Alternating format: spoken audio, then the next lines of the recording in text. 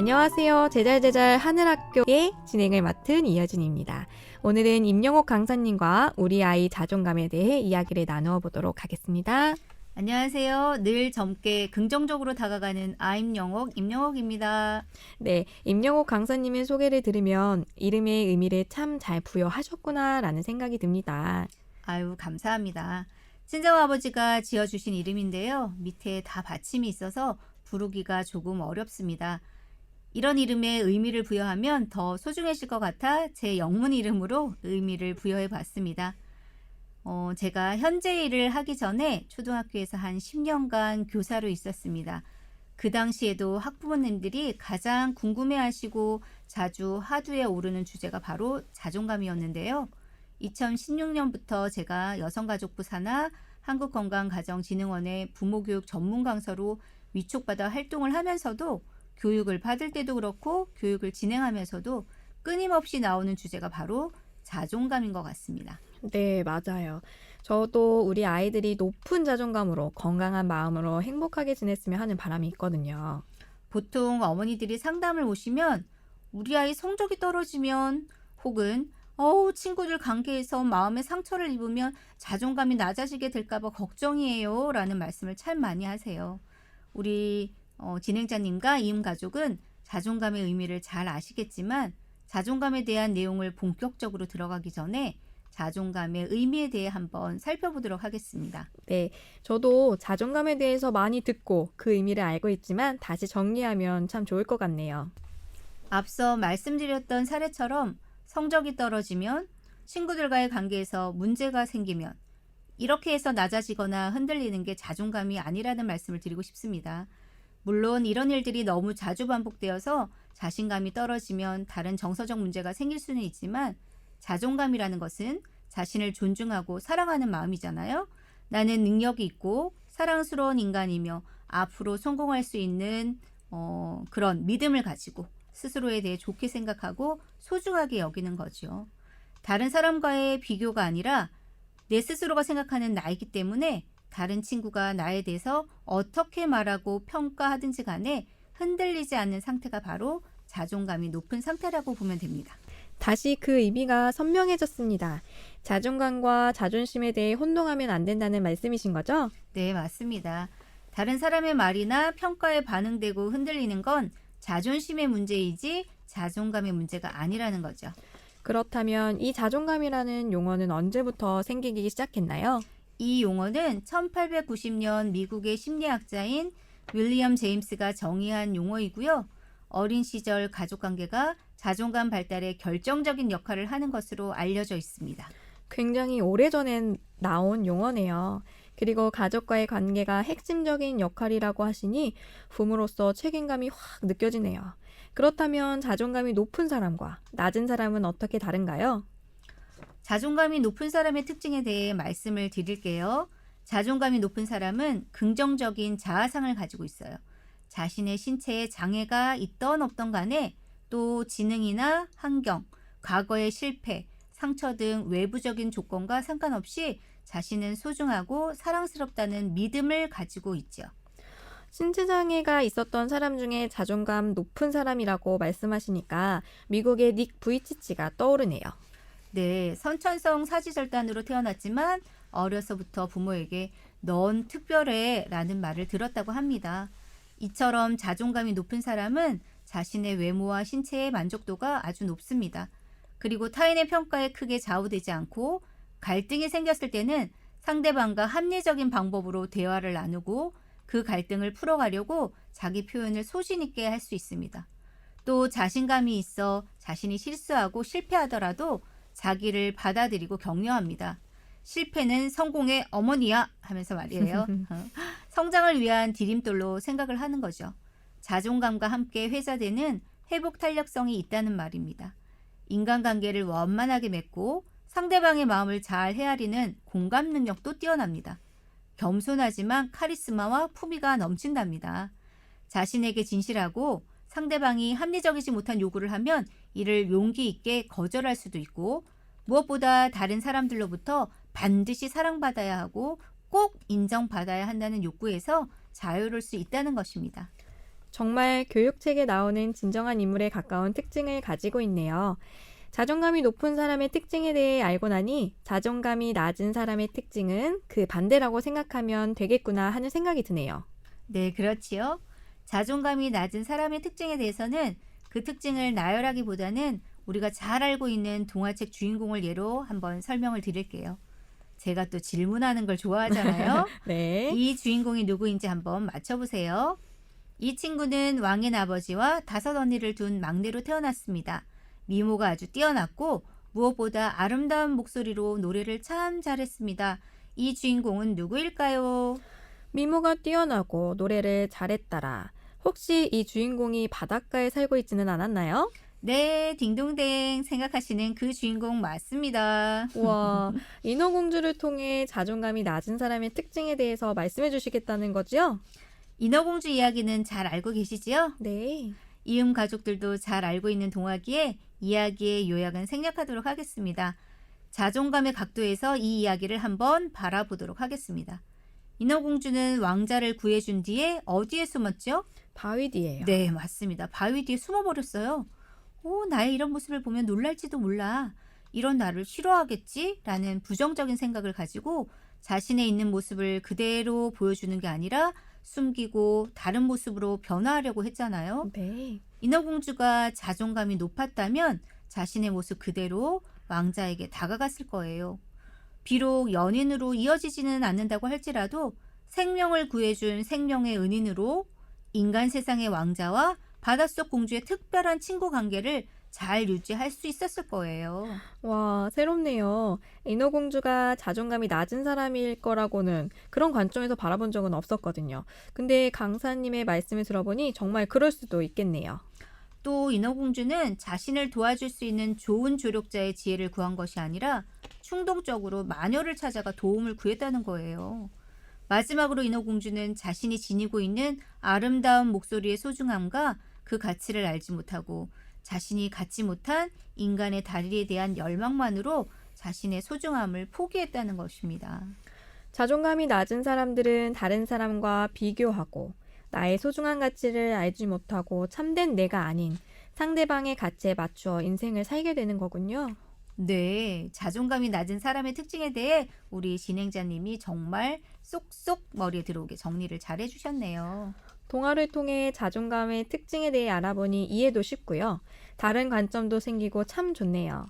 강사님이 앞서 자존감이 높은 사람들의 특징에 대해 설명해 주셨지만 자존감이 높은 사람들에 대해서도 예화를 통해 설명해 주시면 이해가 더 빠를 것 같아요. 자, 그러면 이번에는 성경에 나와 있는 인물로 설명을 한번 드려볼까요? 자, 이 인물도 퀴즈로 한번 접근해 보겠습니다. 네. 어린 소년, 양치기, 조약돌, 몰매. 다윗 아닌가요? 네, 맞습니다. 교인이든 아니든 많은 사람들에게, 특히 어린이들에게 감동적인 장면을 그려주는 다윗이 바로 자존감이 높은 사람이라고 할 수 있습니다. 거인 골리앗 앞에서 모든 사람들이 주눅이 들고 간담이 서늘해지는 것을 느끼고 있는데 어린 소년 다윗은 사자와 곰도 쳐 죽인 자신의 실력과 자신을 지켜준 하나님에 대한 굳은 믿음을 가지고 있었습니다. 골리앗과 비교해 작고 왜소한 자신의 외적 조건에 따라 판단하지 않고 흔들림 없는 자기 확신과 자존감을 보여준 인물이라고 할 수 있습니다. 그는 세상에 태어날 때부터 언제나 사랑받는 존재요. 능력 있는 사람이라는 것과 어디를 가든 어떤 일을 하든 하나님께 의지하면 끝까지 자신을 보호해 주신다는 믿음이 있었습니다. 우리 진행자님은 자존감 높은 다윗에 대한 이야기를 들으시면서 또 떠오르는 성경상의 다른 인물이 있지 않으신가요? 저는 이 이야기를 들으면서 나아만 장군의 여종이 떠올랐어요. 전쟁의 포로로 잡혀가 종으로 살지만 자신이 모시는 주인의 명을 알았을 때 자신이 알고 있는 선지자를 당당하게 소개하는 모습에서 그 소녀에게는 높은 자존감이 있겠구나라는 생각이 들었어요. 네, 자신의 처지에 비관하지 않고 주어진 환경에 잘 적응하고 자칫 잘못 소개해 주인의 병이 만일 낫지 않으면 목숨까지 위험해질 수 있는 상황에서도 당당함을 나타내고 선지자를 통해 하나님의 능력을 보여주실 거라는 믿음도 굳건했지요. 이 소녀도 아마 포로로 잡혀오기 전에는 하나님을 잘 섬기는 가정에서 사랑 듬뿍 받고 옳고 그름을 잘 구분해주는 따뜻한 가정에서 자랐을 것입니다. 역시 하나님을 잘 섬기는 가정에서 사랑을 가득 받는 것이 중요합니다. 저도 저희 아이들에게 그러한 사랑과 올바른 신앙의 유산을 잘 물려줄 수 있도록 노력하는 엄마가 되어야겠어요. 앞서 이야기했듯이 자존감은 가족과의 관계가 중요하다고 말씀하셨잖아요. 그럼 자존감은 사랑을 충분히 받고 무한한 지지와 격려 속에서 자라면 높아질 수 있는 건가요? 양육자와 안정적인 애착을 갖고 사랑받으며 자신의 감정을 잘 표현할 수 있는 수용적인 가정에서 자라면 자존감이 높아질 수 있지요.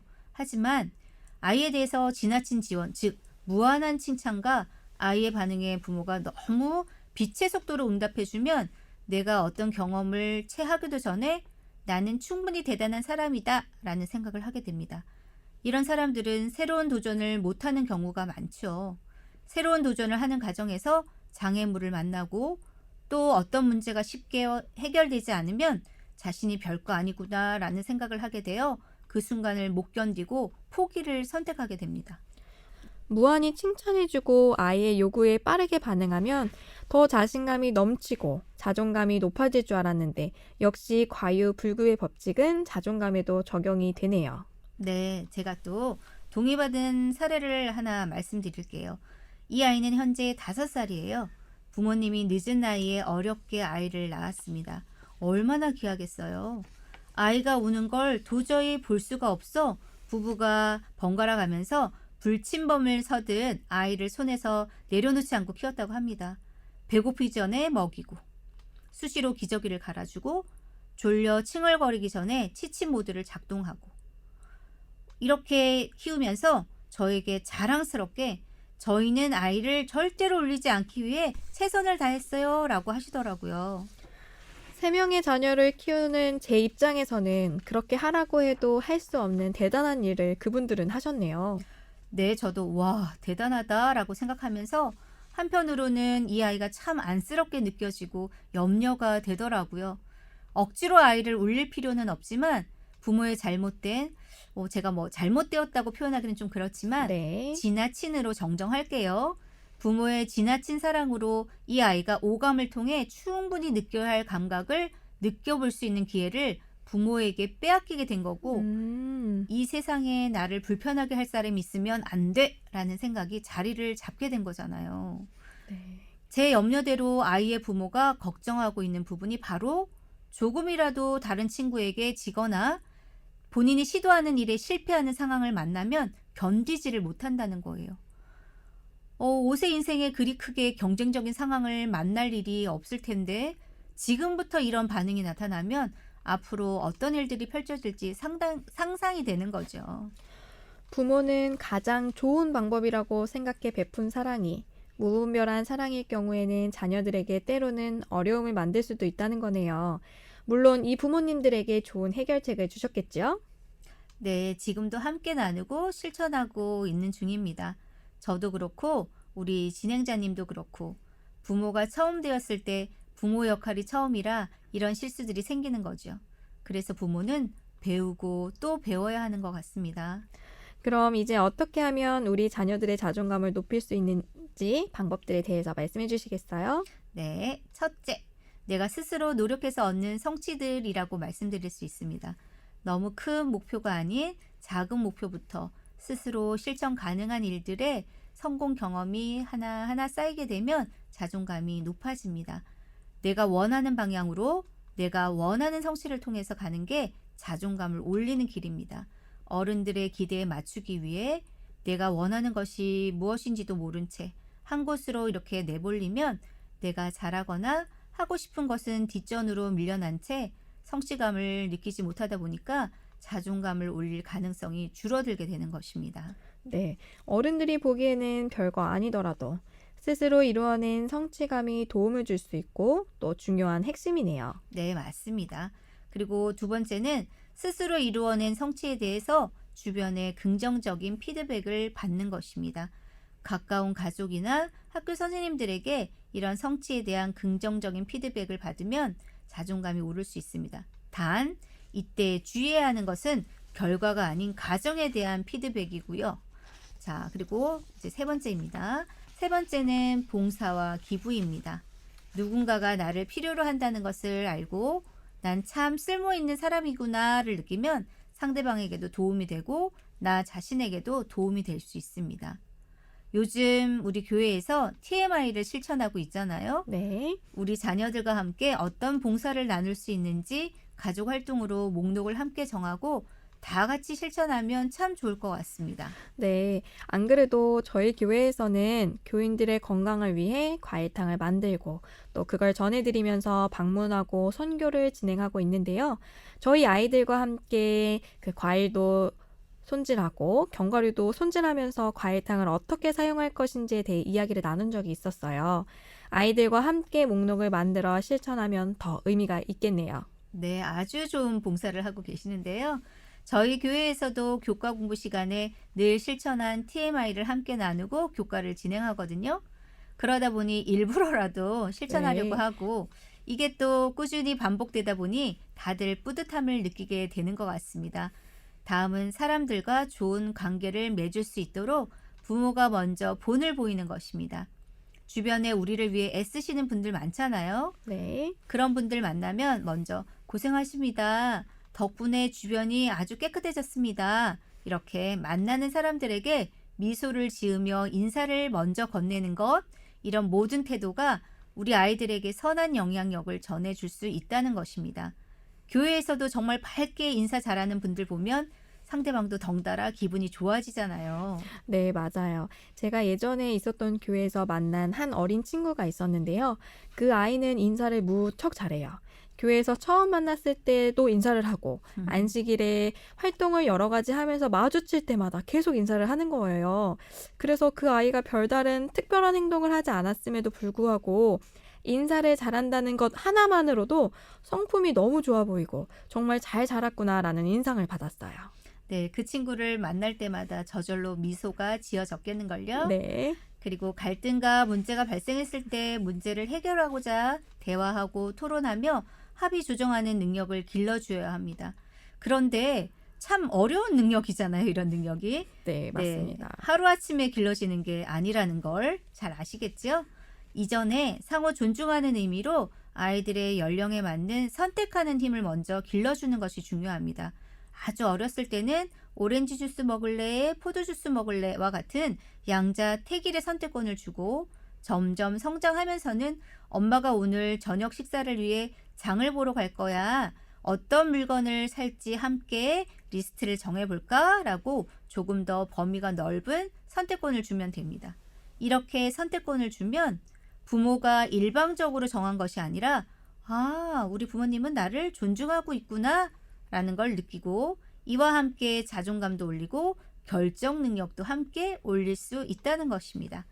다음은 감사하는 생활을 하는 것입니다. 진행자님, 지금 저에게 감사한 내용 3가지만 말씀해 주시겠어요? 저는 감사의 내용이 참 정말 소박합니다. 첫째, 가족이 모두 건강하고, 둘째, 어느 날은 날씨가 좋아서 감사하고, 셋째, 여유로운 마음을 가질 수 있게 해주셔서 감사함을 느끼고 있습니다. 네, 정말 진솔한 감사가 느껴지네요. 우리 교인들은 감사의 기도가 생활화되어 있어서 감사한 내용이 정말 금방 잘 나오더라고요. 우리 이음 가족들도 이 강의를 들으면서 나에게 주어진 감사한 내용 3가지를 한번 생각해 보셨으면 합니다. 자, 감사의 반대말. 감사의 반대말은 감사하지 않음이 아니고 불평이 아니고 바로 당연한 것이라고 합니다. 우리가 당연하게 생각했던 파란 하늘, 미세먼지로 인해서 감사한 줄 알게 되었고요. 좋은 사람과 편하게 만나 이야기 보따리를 풀었던 일상이, 마스크 없이 편하게 숨을 쉴 수 있었던 나날이 코로나로 인해서 감사한 줄 알게 되었죠. 요즘 많이 부르는 은혜라는 복음 성가가 있습니다. 내가 걸어왔던 모든 것들이, 그쵸? 네. 모든 길들이, 내가 누려왔던 모든 것들이 당연한 것 아니라 감사하다는. 근데 제가 이 복음 성가를 들으면 네. 이렇게 눈물이 이렇게 나더라고요. 정말 우리가 은혜 안에 잘 거했구나라는 게 느껴져서 그런 것 같습니다. 자, 이렇게 우리 아이들과 하루에 3가지씩 감사일기 쓰기를 실천하면 내가 처한 환경이 어떠하든지 외부적인 요소에 불평하지 않고 나를 포함한 모든 것을 사랑할 수 있으리라 봅니다. 우리가 잘 알고 있는 동화 작가 안델센 아시지요? 네. 네, 아주 어렸을 때 작고 왜소하고 정말 못생겼다고 합니다. 그래서 친구들 사이에서 어울리지 못하고 늘 외톨이로 지냈고 너무너무나 가난한 생활을 이어나갔다고 합니다.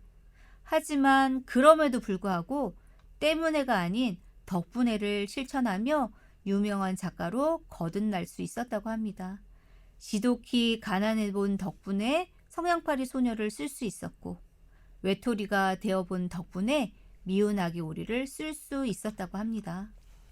감사의 기적이라는 말은 참 많이 들었는데 감사한 생활이 우리 자녀들 자존감 형성에도 도움이 되는군요. 성경에도 늘 감사하라 라고 하나님께서 먼저 말씀해 주셨으니 더 꾸준히 실천해야겠어요. 네, 감사를 실천하는 것은 가장 비용이 들지 않으며 큰 효과를 보는 것이라고 연구 결과에도 많이 나와 있으니까요. 다 함께 실천하면 좋을 것 같습니다. 이제 마지막으로 여러분들에게 자녀 자존감 향상을 위한 간단한 팁을 드리도록 하겠습니다. 아이들이 부모가 하는 이야기를 충분히 들을 수 있을 정도로 어렴풋이 잠이 들었을 때 여보, 나는 우리 우연이가 내 아들인 게 너무 감사해요. 내가 우연이의 엄마라는 게 너무 좋아요 라고 이야기하는 것입니다. 부모 말을 잘 듣고 무언가를 잘해서가 아니라 존재만으로 감사하고 사랑한다는 부모의 고백을 들으면 아이들은 있는 그대로의 나를 사랑해주는 부모가 있다는 사실에 자기를 소중하게 생각하고 나는 실패하더라도 다시 성공할 수 있는 잠재력이 있다는 사실을 느끼게 되는 것입니다. 이러면 자존감은 더 설명하지 않아도 높아지게 되는 것입니다. 네, 자신이 사랑받고 있다는 것을 자주 이야기해주고 느끼게 해주는 것은 정말 좋은 방법인 것 같습니다. 사실 사랑함에도 불구하고 그것을 말로 나타내지 않으면 상대방은 알기 어려운 것이잖아요. 저희 집에선 5명 식구가 같은 시간에 잠들기가 쉽진 않겠지만 기회를 잘 만들어 강사님 말씀처럼 한번 시도해 보도록 하겠습니다. 네, 꼭 성공하시기를 제가 빌겠습니다. 저도 효과를 본 방법이기 때문에 제가 강력하게 추천하는 것입니다. 하나님이 우리가 어떤 모습이든 자녀 삼아주시고 오늘도 조용히 영호가 라고 불러주시는 그 이름으로 저는 저를 사랑할 수밖에 없습니다. 우리 이음 가족들도 하나님의 넘치는 사랑을 듬뿍 받아 그 사랑을 여러분들의 자녀들에게 또 건강하게 전해주시기를 바랍니다. 네, 제잘제잘 하늘학교를 듣고 계시는 많은 부모님이 아이에게 하루에 한 번씩이라도 아이와 사랑과 감사에 대해 이야기를 나누는 시간을 가져보신다면 분명 아이들이 더욱 건강하게 자라날 것이라고 믿어 의심치 않습니다. 오늘도 좋은 이야기를 들려주신 강사님 감사합니다.